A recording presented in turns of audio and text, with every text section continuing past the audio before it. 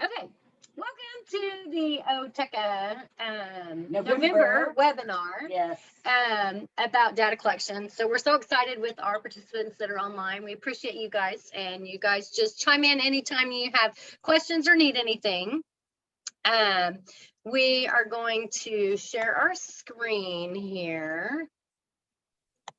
And then we have a video that we want to play. And so you guys can tell us if you can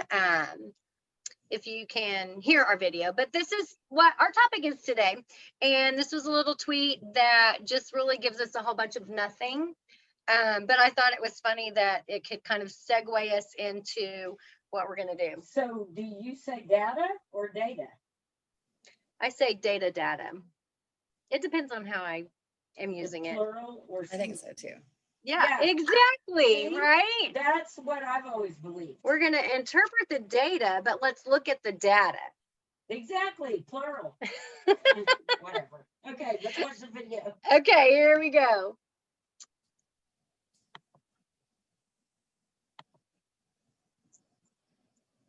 Can you guys hear it? We still can't.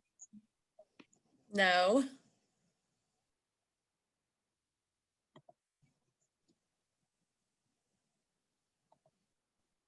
All right, data. It's all about, I mean, that's Okay. it's all about data. Data. That's data. Data. Data. This word is data. It's always been data. Data. I have no Like idea. Okay. database, data set. That is how I was taught to pronounce that word, data. And it forever will be data. I say data. I've always said data. I think depending upon the situation, I'll say data. Data. Or I'll say data. So They don't even know. Data, and I think that was the name of the kid on Goonies. I say data. I have no idea why. Data. So that's why I say that this is data and not data. Of course, now that I work for a software company, I think I might question that. So being totally honest, I pronounce the word data. It sounds better to me. It's easier coming off my tongue, but I know the proper pronunciation is data. I think it depends on my mood whether I say data or data. But every time I hear somebody say data, I think, I wonder if I'm saying it wrong. I know that because it comes from the Latin word datum, and from the Latin verb dare. I think they're all making it up. I say database. I definitely would say database now that I hear myself say it out loud, but I would say data. This is how I would say it, data. And that means objective ways that we can measure quality. And I would say data. I pronounce it as data. You can think you're great, you can say you're great, you can tell people you're great, but if you can't prove it, what does it matter? He's the guy on Star Trek, The Next Generation. And of course, and I know that because I'm a huge Star Trek fan. So it's all about data. I say data and data almost interchangeably with no real rhyme or reason. How I would say it. Data. Data. So they call it a database. I think they put data in a database. Okay. All righty. So what we found out is that you can say it either way, right? Yeah, like nobody really knows. So how do you guys say it? Data or data? I say data. Data? And I think I usually say data, but I'm like you guys. I think I say it different depending on how it's used. Yeah. Exactly. I agree with the whole interchangeable Mhm. Yeah, word. I think it's an Or the mood. Yeah, it just like kind of that. depends. So And was that lady a vampire? I think That's she what- was. And then Okay. the werewolf, right? Okay, yeah. All right. Well, I just wanted to be sure I was seeing what I saw. Oh yeah, that was Mm. funny. Crazy. Okay, so now we're going to go back to sharing our screen again with our PowerPoint. And so really, you know, for me, whenever I was in the classroom, data collection. So now throughout this whole webinar, You're we're going to gonna be do conscious both. of data or data. We should collect data on how many times I say data. Brother. Okay, Good. that's a little too far. Carry on, carry on. But this was a struggle for me just because of just the flow of your classroom. You know, it's like, oh my gosh, I've got to get this data collection in.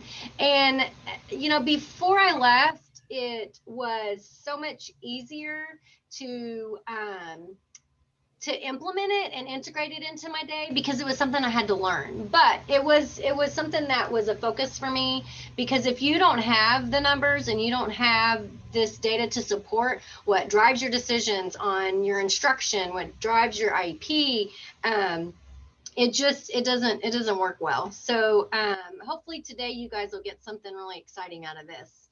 And then, you know, all in God we trust, all others must bring data, right? And then data by itself is useless, and it's only helpful if you apply it. So not only do we need to gather the data, we've got to use it in some functional way. You can't improve what you don't measure. And then data is not about adding more to your plate. It's about making sure you have the right things on your plate. So that's another thing, is what are we measuring? And is it important? And without data, all we have is an opinion. And here is Mr. W. Edwards Deming who said that. So anyway, just kind of some food for thought as we get into this. And I think, you know, data drives every decision in education. I don't think we should come to the table to an IEP meeting where a student should be placed, to, you know, how he spends his time on what activities. If we don't have the data to prove yes or no or what's best, then we shouldn't be making decisions in education. So the one thing with our product that we really push is we want to show progress for every student that uses our product. So we can't determine that progress unless we have the data that we are collecting. So we just want to work on some easy ways to do that. And especially for districts that are going in and out of, you know, virtual and face-to-face, you know, how do you do that seamlessly? So we're going to show a couple of videos and kind of talk about that a little bit today. And you guys stop if you have any questions, okay? Or comments or anything. Whoops. Okay, so this is just our typical data collection for our cognitive skills. This is something that that you guys, each one of your districts have been using. And if you guys have questions, I'm going to just kind of go over this a little bit quicker so that we can get to the other good stuff. Because I feel like you probably have a pretty good handle on this. Am I wrong on that, or you feel good? That's Okay. good. Okay. So it's just important to track that every time that you're doing an activity. Then, you know, we have that prompt hierarchy. So like Cheryl said, we've got to be able to show progress. That's the main premise of our assessment, is to find those holes and then to be able to track that progress. So here we have that prompt hierarchy, and you guys have that on your data collection sheets as well. So what we would like to see is that progress through the prompt hierarchy if our students aren't independent. Okay, and there are links here that you guys can go to, and we have them on our YouTube channel if you have questions over what does this kind of a prompt look like. Then, you know, one thing too is integrating that self-help and job training. As we go around to different school districts, it seems like that's probably the weakest link, is how do we integrate the whole picture? You know, we've got a great handle on that cognitive skill piece and on the data collection for those skills, but how do we put in that self-help and job training? And in my classroom, a lot of my kids had pretty much the same holes in those areas. So after I gave the assessment, then I knew, okay, you know what? what? All of these students need help with using a napkin. All of these need help with eating neatly and slowly. And then when we get to that job training, the clear the table and using a vacuum. So what I would do is I would take those data collection sheets and use like a clipboard format so that all of those were on a clipboard, so that then we could very quickly take it as we're heading out to the cafeteria. We could take it out as we're going to whatever different place in the school building that we were at. So just think about that.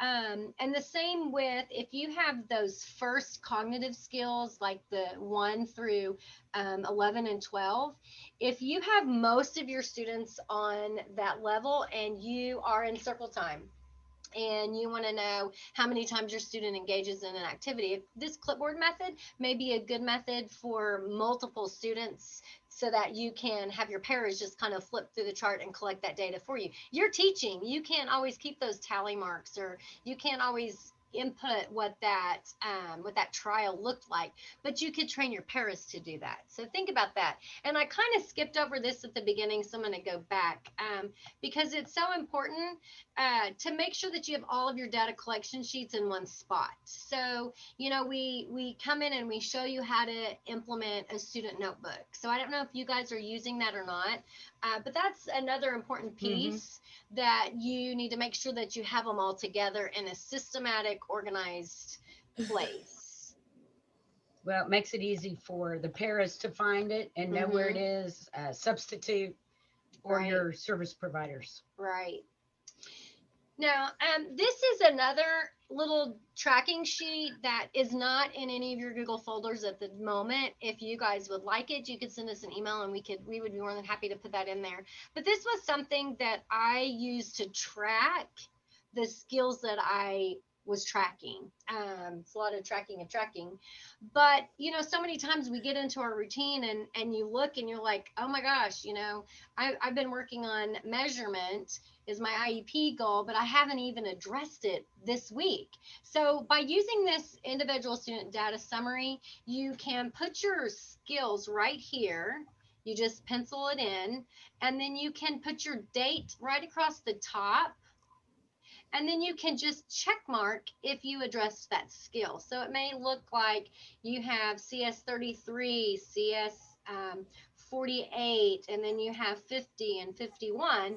And then you have all of these here that you can track how many days that week that you actually got to address those. Okay, so just a different kind of a data sheet for us, but it keeps us kind of accountable into, oh, I need to make sure I'm hitting all of these skills. You know, we hone in so many times on the actual performance of those specific cognitive skills or job training or self-help skills, but then overall, are we addressing them adequately and on a weekly basis? Any questions? All good? Awesome. Okay, so here is where we have a little video for virtual data collection. And once again, bear with us to see if we can get this it should be changed minimized here. Okay, so we're going to stop this screen share, and then we're going to come in here. Oh, it was right there. So now we're going to share this again. And once again, you guys let us know if you cannot hear it, okay? So, are we ready right here? We're ready. And I'm working without a mouse. Did we say that? No, yet? you didn't. But... Yeah, so that's a little difficult. Okay, so here's our Zoom meeting. And can you guys hear it? Can't. Hang on, I bet we you got to can. get rid of this. Can also say one piece. Yes. And we can also shorten it down to. You got a haircut There's too. so many Hang on. Getting a cozy on. We have another video, obviously, in the back. Hold on. We're going to be here. Next one. Y'all want to learn another language? I'm having I trouble. need with my own. Spanish. Yes, right. Okay. Bad. You see that? Okay, are you ready to get some work done today? Okay. Alrighty. So, Mrs. Marshall, I sent you. So if you'll notice, I have my data collection book here. I've already sent the materials to the student. We're going to work on 34, and then we'll do 39 last. So were you able to get all that stuff? Okay, got it. Awesome. Okay, so we'll start with 32, and you have your goal card, right? I do. Okay, so we're going to be on objective 4. We've kind of already done some of that, so it may be familiar to him. But objective 4 is where we're going to start. So, David, we're going to work on categorizing some objects, okay? And your mama has your paper there, and then she has some pictures for you. So I want you to do your work. As your mama hands you different pictures, I want you to put them in the right category. And I'm going to mark them on your data collection sheet right here as you do it, okay? So you see, I had her turn the camera to where I can see what the work is. Oh, awesome.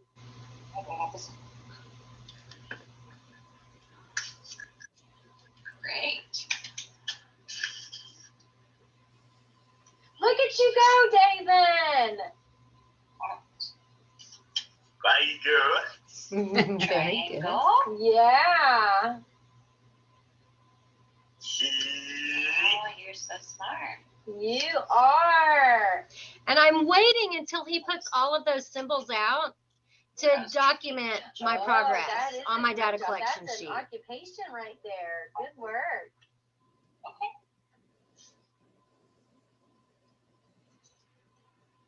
You're not sure about that one? I think it's a 1.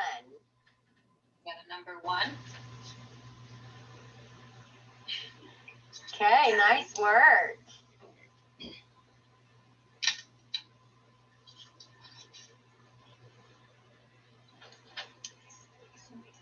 One row. What number is that? 8. And there we have 2. So as he completed all 4 of those categories, that's when I documented it on my data collection. So he has 5 symbols for each one of those categories. Oh, and there's my 4th.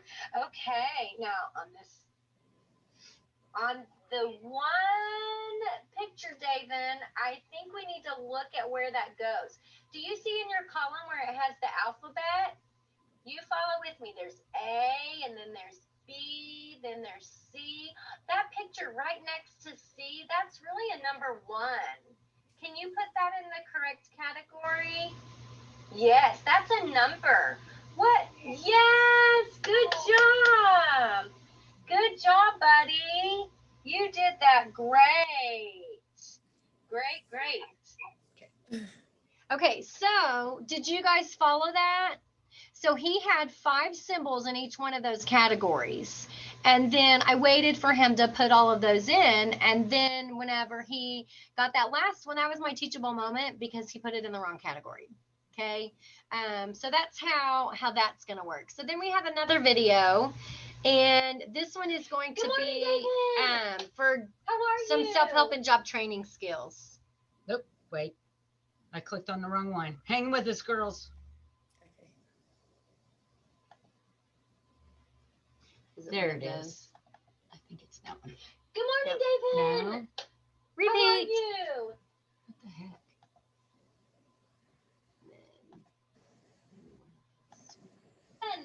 Are you ready to There show we us go. how you brush your teeth?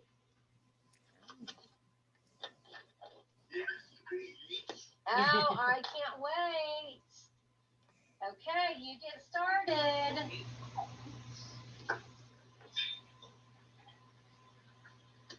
Okay. You get it wet, brush your teeth. Mrs. Gracie. Oh, I love it. I love how you're doing that. So proud. And you are brushing. I love it. I love it.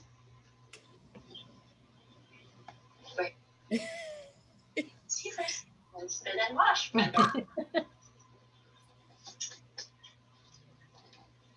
She was so proud.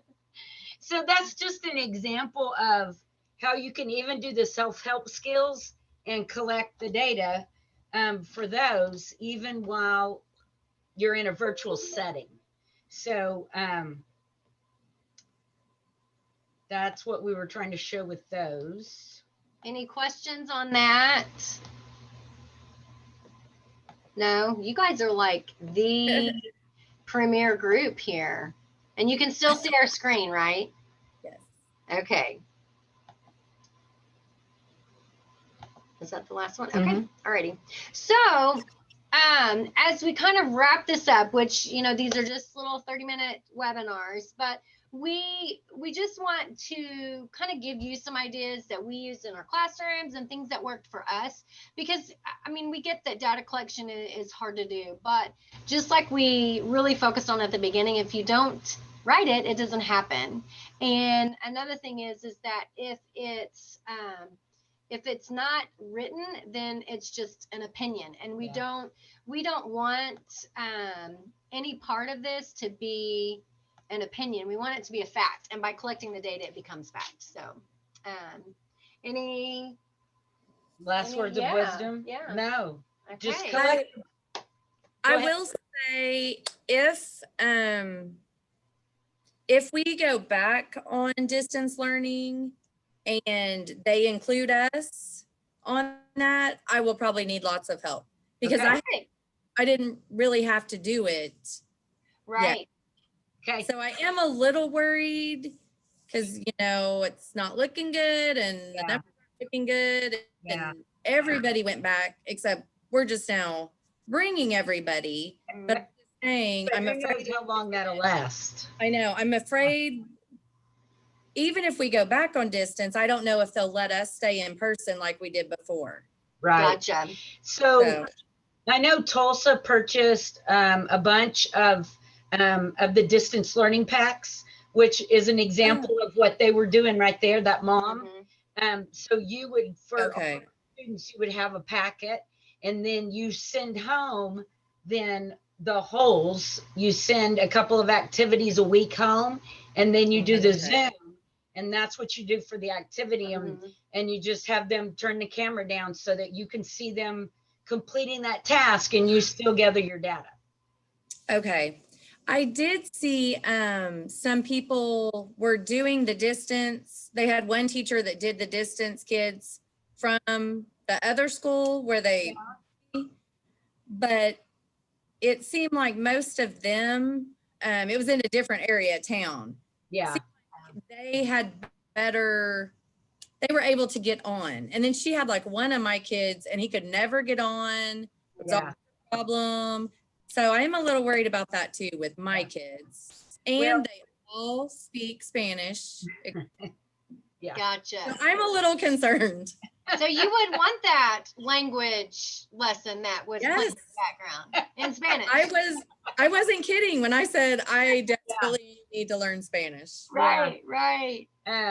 But you could at least, if you couldn't Zoom in with them, you could at least send those activities, and they come with the goal cards, right? So that your parents can read that.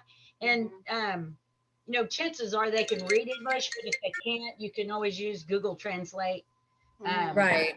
So, but that's I'm just warning you. If I have to go on distance, I'm probably going to be personally like, you call us. You call us anytime. And we'll do a Zoom. We can show you how to do a Zoom with your parents and you on there at the same time.